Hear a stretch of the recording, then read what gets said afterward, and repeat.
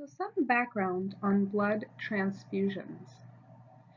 According to some studies, individuals handled with limited blood transfusion strategies were said to have had a better outcome than those who got transfusions, which in other words just means that during the time in the hospital, if you were to get a transfusion, it would limit your ability to survive. That's what they believed before.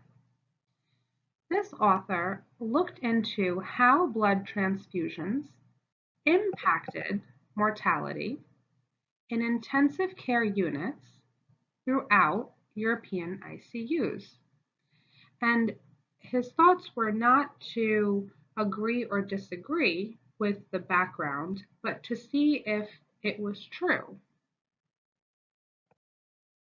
The sepsis occurrence in Q3 patients study had a few methods that are here to note.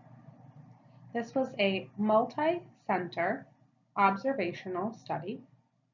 It monitored all adult patients hospitalized to 198 European ICUs between the dates of May 1st and May 15th of 2002. Now, they would continue to follow these patients either until they passed away, they were discharged from the hospital, or were observed for 60 days.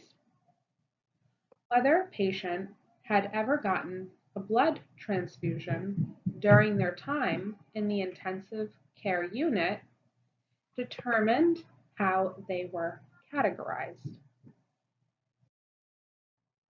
Now, during the conclusion, they had come to the realization that this observational study does not support the view that blood transfusions are associated with increased mortality rates in acutely ill patients. The picture that is shown is depicted in this way. The picture shown is a cumulative hazard of death in the propensity matched groups. So the solid line was a transfusion group, and the dashed line did not have a transfusion during their stay in the European ICUs.